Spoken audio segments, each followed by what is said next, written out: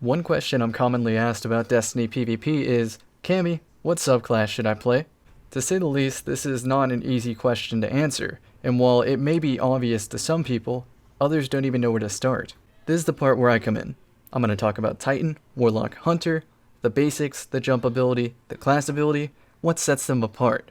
After that, I'll briefly touch on a PvP tier list on each of the Destiny subclasses and their current standings in PvP today. Starting off with the Titan, let's go over jump abilities. Its ability is High Lift. This is where the jetpack propels you upward, and not so much outward.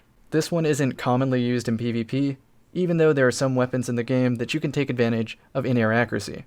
Strafe Lift, on the other hand, propels you outward, and this is great for a Titan. Not only does this help you reach from point A to point B faster, but your side-to-side ability to dodge is that much better. If you happen to fall off of a ledge, Strafe Jump will not propel you upward, but Catapult Jump and High Jump will. Catapult Jump is simple. The acceleration speed of reaching max height is faster, but the max height is lower when compared to High Jump. Compared to Strafe Lift, no, you cannot control side to side very well with Catapult. As you can see on the screen, the Titan's class ability is a barricade. Your teammates and yourself can safely pass through it, but if an enemy walks through it, they take severe damage. You can use this to your advantage by placing a barricade near enemies so that they're forced to walk through it. Otherwise, they have to waste time shooting at the barricade until it breaks. Use your barricades to secure power ammo or to secure cap points. Enough about Titans, let's move on to Warlocks. Warlocks have a Strafe Glide. While this doesn't give you as much outward velocity as the Titan jump, it still lets you control it in the air significantly better than the Titan. This goes hand in hand with some Warlock abilities that we'll learn about later. Unfortunately, Strafe Glide gets a little bit outclassed by Burst Glide because of the nature of Destiny.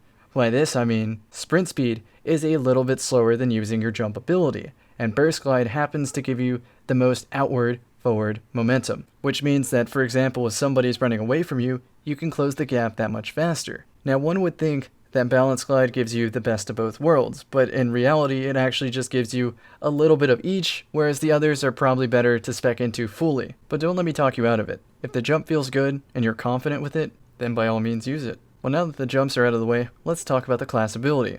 The Warlock gets a Healing Rift, which means if you stand in it, your health goes up. If you have full health and stand in a rift, you get an Overshield. This is the bread and butter of the Warlock and team play with the Warlock. The other option for Rift is an Empowering Rift, which increases body shot damage. While it does reduce the body shot TTK of some weapons, it's not the best. And finally, we're on the third class in Destiny, the Hunter. The first jump ability we're going to talk about is High Jump. You see a normal jump, and then the ability jump. You go really high in the air, but you don't have the best directional control. While High Jump isn't generally favored in PvP, there's something you can do to eke out a little bit more height, and that is switch to an exotic boot called the Stompies. While the item description may not say it, these drastically change the High Jump. Strafe Jump, on the other hand, is exactly what it sounds like. While High Jump gives you height, Strafe Jump gives you directional control. This is your quintessential movement ability in almost every video game that's ever existed. So if you're new to Destiny, I highly recommend Strafe Jump. For Destiny veterans, you might question my preference towards the Triple Jump ability. While the Triple Jump doesn't give you as much height as High Jump and as much control as Strafe Jump, it does let you float over doorways and clear really long gaps. The Hunter's first dodge ability is called Marksman's Dodge, which when you do this dodge, it reloads your weapon. On paper, this may not sound too enticing, but remember it works with all weapons including rocket launchers. This makes Hunters ideal for using a power weapon, because if they overextend around a corner, they can quickly dodge back into cover and get their health back. The Hunter's other dodge ability, Gambler's Dodge, works as if you're near an enemy and dodge, you get your melee ability back. So now that I've went over the basics of the Destiny 3 classes, Titan, Hunter, Warlock, let's go look at the subclass tier list. Before you hop in the comment section and argue with my choices, remember this is an opinion-based list and that it should be more used as a rule of thumb and not the rule. Obviously, this tier list changes when you consider different game modes in Destiny, and also you have to consider the subclasses that your teammates pick. Sometimes two work better as a team rather than an individual subclass. To start off this conversation, let's talk about my S tier choices, which include top tree Sentinel, bottom tree Voidwalker, top tree Arcstrider, and bottom tree Dawnblade. The common theme between all these subclasses is that they each have an ability that recovers health. This means that you don't necessarily have to put stat points into recovery and instead can focus on mobility and resilience. This makes the entire S tier very flexible when it comes to choosing the right build for the right game mode. To quickly explain it to any viewers curious, You have 3 stats in Destiny: Resilience, Mobility, and Recovery. Starting off with Mobility, mobility is simple. It is how quickly your Guardian strafes. Do not confuse this with Sprint Speed. Sprint Speed is unaffected by Mobility. Mobility also affects your jump height when you're not using a jump ability. I'm frequently asked why I spec so many points into Mobility, and that is because the faster you strafe, the faster you can make it back into cover, the faster you can peak shot. You also have to consider that if you're strafing to make your opponent miss, you don't experience any flinch because you're not shot in the first place. Resilience is very straightforward. The higher your resilience, the more health your Guardian has. The lower your resilience, the less health your Guardian has.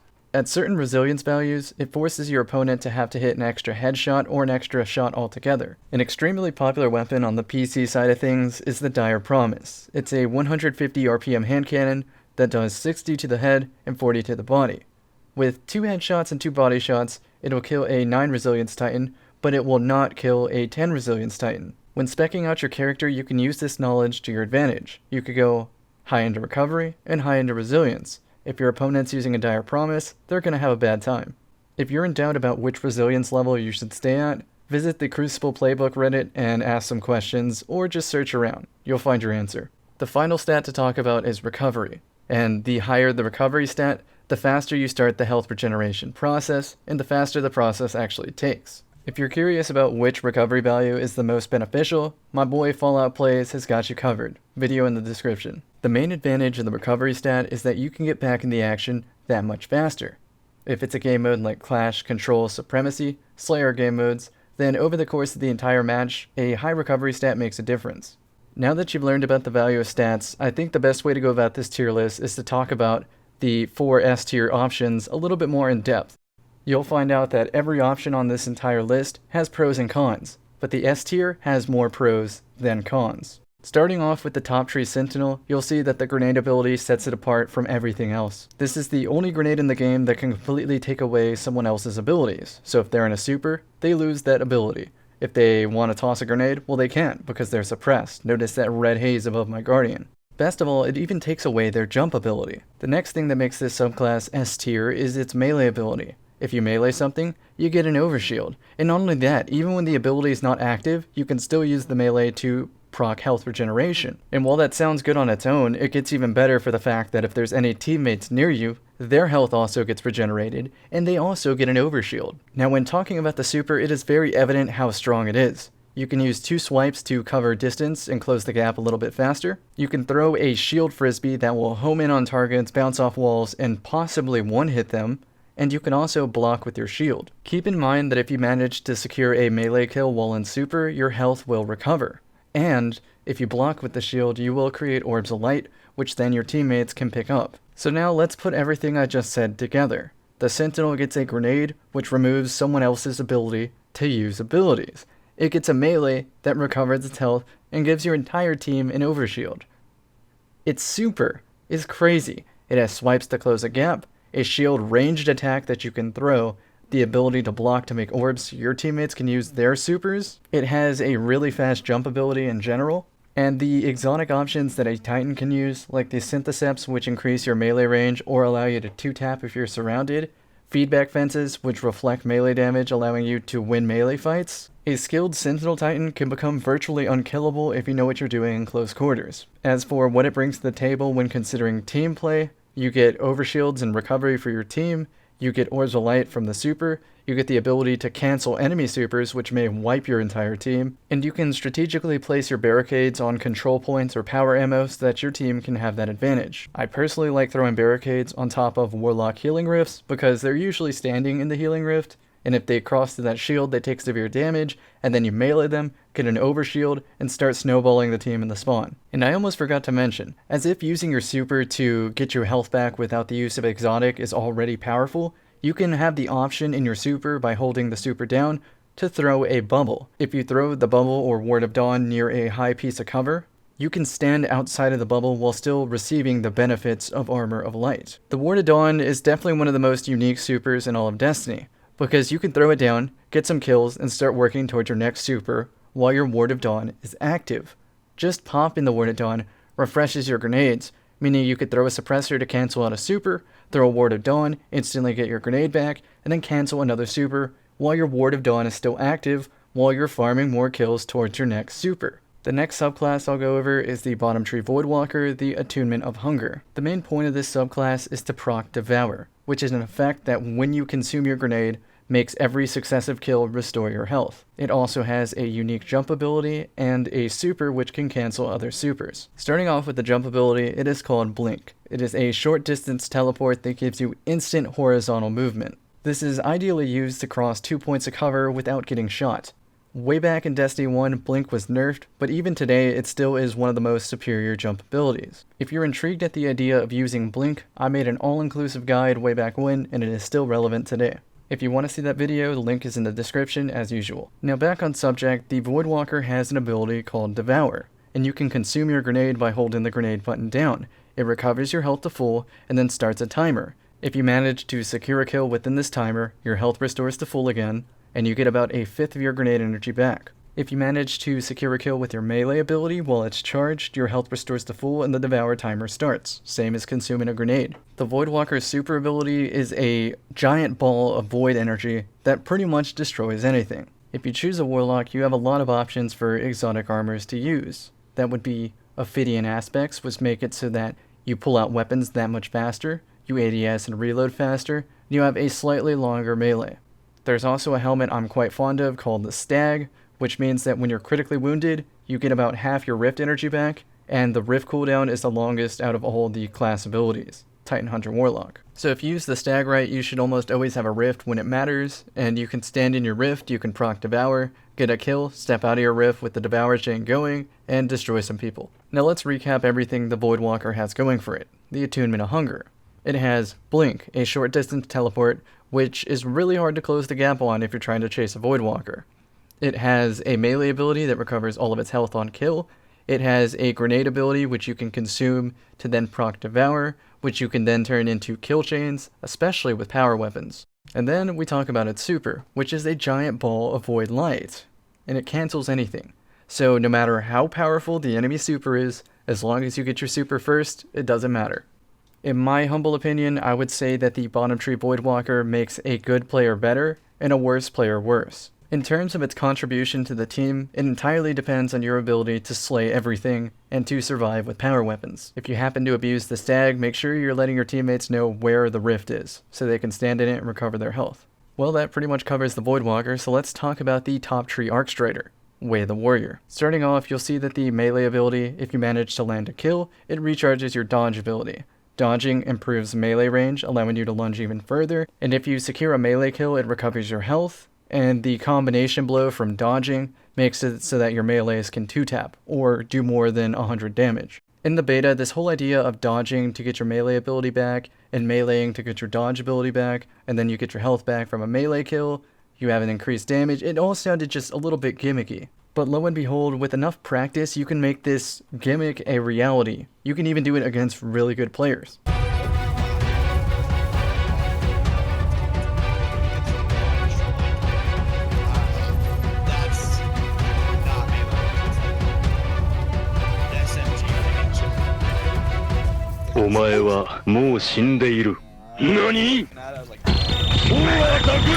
That was insane!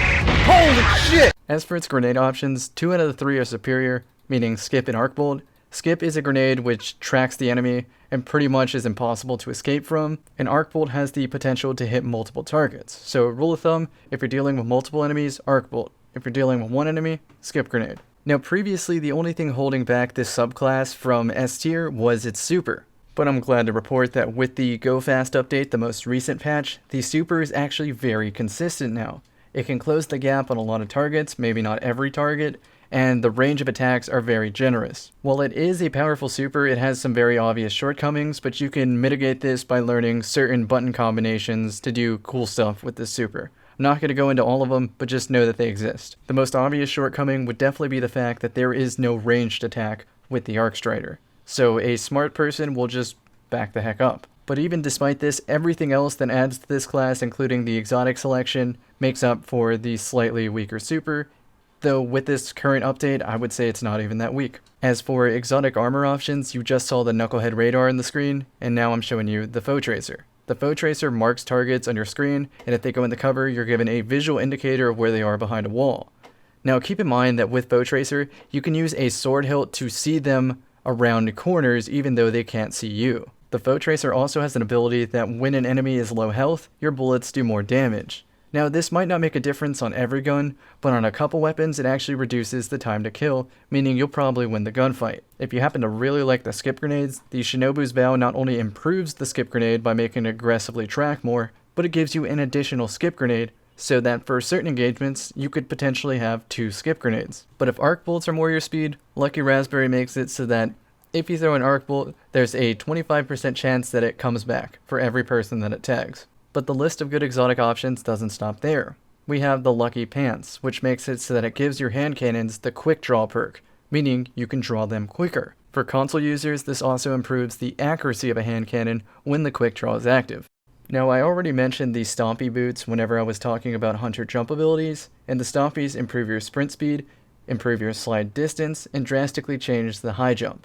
Since we're familiar with Top Tree Arcstrider, let's review. Your neutral game, or ability usage when you're not using a super, that's what that means, is top tier on the Way of the Warrior. You have a very agile jump, a melee ability that not only does more damage and has more range, but also gives you your health back. A dodge ability that gives you that overpowered melee back. Some strong grenades, I would argue not top tier, but in conjunction with the melee, definitely strong. And the fact that you can couple it with an exotic that improves any of those things, yeah, this definitely deserves to be an S tier.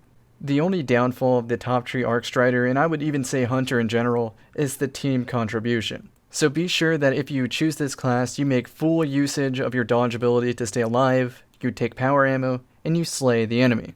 Being hyper aggressive with this subclass is definitely the best part about it, because you pretty much always have an ability up. Even if you lose a gunfight because somebody used all their abilities to kill you, you can just find them in the next 20 seconds and kill them again, since you will always pretty much have an ability up. This makes this subclass one of the most ideal choices for the Rumble playlist. And if we're talking Slayer game modes, it is very macro efficient because it'll use maybe 3 times as many abilities as the next best option. If you plan on building a competitive team composition, 4 Arcstriders sounds good, but in reality, it's much better to have some Titans and Warlocks mixed in. In my opinion, it's better to have a Slayer and support players than 4 Slayers. I'm sure by now you're tired of me talking about the Hunter, so let's move on to the final S tier class, the Bottom Tree Dawnblade, Attunement of Flame. Starting off with the grenade ability, the Solar Flare is unique because it burns enemies. It acts as an AoE grenade, which prevents people from walking through it, otherwise they die. If it happens to tag them even for a millisecond, it starts a burn effect, and if they're burned, well, they can't heal. Let's go over the subclass. The Super Daybreak has homing targets. If you strike an enemy with the melee, it burns them, which prevents healing. If you manage a kill with the super active, it extends the length of the super, leading to more super kills. The final ability is one that sets it apart from other classes. Phoenix Dive makes it so that if you're hurt, you Phoenix Dive and recover a little bit of your health. This is a giant, monumental advantage in PvP, because if somebody gets first shot, all you have to do is run to cover, Phoenix Dive, and then pop back out. You're pretty much guaranteed to win every gunfight if you're a better shot. The Phoenix Dive also returns you to the ground instantly, so it takes away the major disadvantage of the Warlock Glide. You're not as much of a clay pigeon. The super ability is called Daybreak, and with the recent Go Fast update, it went from moderately fast to the fastest super in the game without glitches. While the Top Tree Dawnblade is even faster and offers in-air jukes, the Bottom Tree allows you to secure a kill and then extend the super even further. I've seen people get 5, 6, and 7-man feeds in one single super. Unlike the Top Tree Dawnblade, the Bottom Tree has homing projectiles, and if this projectile hits the floor, it sends a line of thermite towards the enemy that probably will kill. And if all this wasn't icing on the cake enough, you can still Phoenix Dive when you're in your super to drop a mini Fist of Havoc on somebody, and restore your health. As for exotic armor options, I'm going to suggest pretty much the exact same things I did for Voidwalker, but in addition to those, I'm going to say the Sunbracer Gauntlets, extend the duration of the Solar Flare.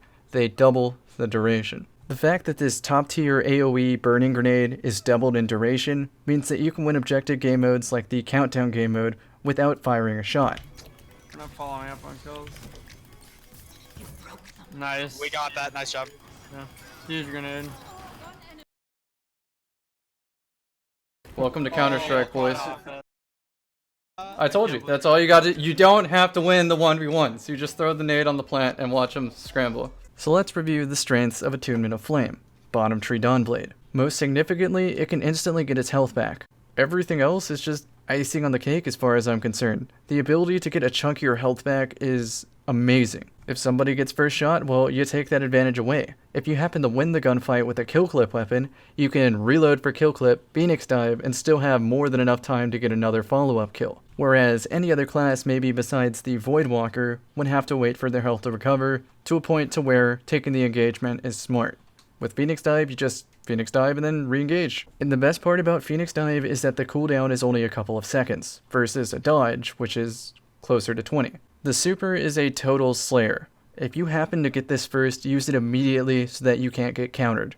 In terms of team play potential, the bottom tree Dawnblade brings rifts to the equation, but it also brings the Phoenix dive to the equation, because if you could recover health and then slide out again to bait and switch with your teammate, you're probably going to have a better time overall. So now that I went over all the S tier subclasses, you can pretty much answer that question of, Cammy, what subclass should I play? Play the one that most closely aligns with your personal strengths and preferences. While I did a full breakdown on all the S tier classes, I'm only going to briefly talk about the rest of the tiers. For A tier, for Attunement of Conduction, Top Tree Stormcaller, the grenades get enhanced so that if two enemies are near each other, additional lightning chains onto them, doing additional damage to the original grenade. So if you have a grenade heavy playstyle, or your team likes to lead with a grenade, make sure you have a Stormcaller. When you see that you're near a Stormcaller super, make sure you hang on to your grenade in your melee ability, because if you do this, it extends the duration of the Stormcaller, leading to multiple team wipes if you're good enough. You also have access to the mobility perk, Ionic Blink, which helps you avoid other people trying to counter your super. As for the other tree of the Stormcaller, the bottom tree, Attunement of Elements, it has access to a skill called Arc Souls.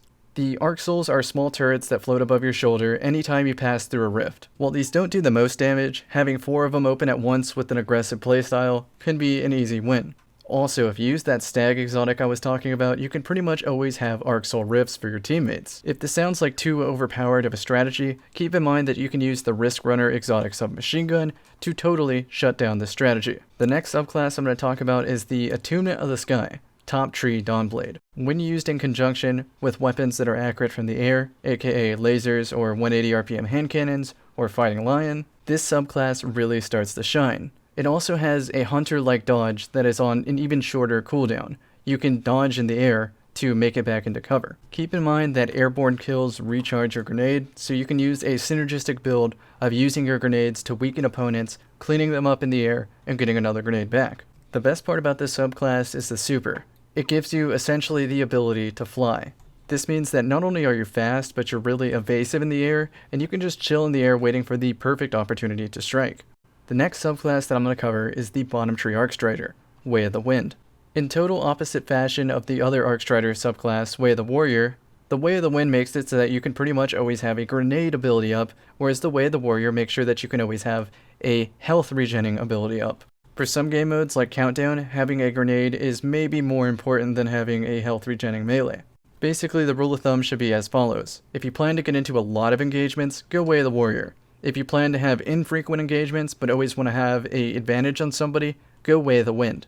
Moving on to B tier, let's talk about the Striker Titan. Code of Earthshaker is the top tree, and this gives you access to 2 grenades and a shoulder charge. This is the first time I'm talking about shoulder charge in this video, but I consider it a movement tool, not a killing tool. When comparing the two subclasses, top tree Striker, Code of the Earthshaker, cannot recover its health.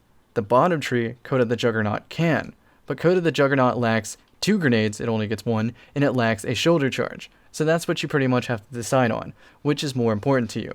Having 2 grenades and a shoulder charge, or 1 grenade, no shoulder charge, and the ability to regain health. Of course, to regain health, you have to use your melee ability, which means you should be combining it with weapons that synergize with being in close quarters. The bottom tree Striker helps this even further by giving you enhanced stability and automatically reloading your weapon when you break the shields of an enemy, which you're probably going to do if you're close quarters near somebody.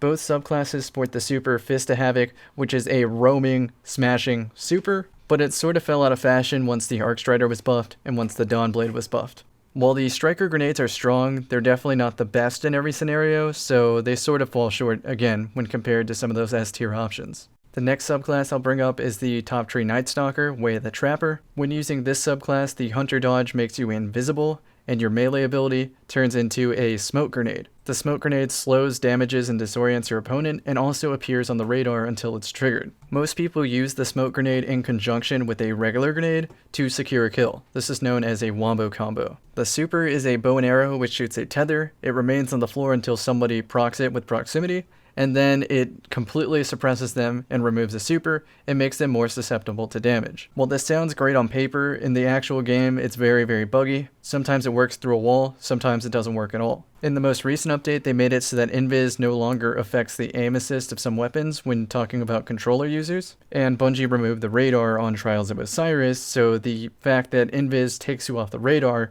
no longer applies, because nobody has a radar to begin with. Seeing that this subclass ranks itself in the middle, somewhere in the middle of the B tier, this is pretty much the average Destiny class in my opinion. It's not that it's bad, it's that everything else has some sort of advantage to the playstyle that seems to be working in today's PvP. Maybe a new game mode will be introduced, maybe a new weapon will be introduced, a new exotic, something that will make this have more than just a niche use. In the same light, the Way the Outlaw Top Tree Gunslinger is sort of the quintessential FPS subclass.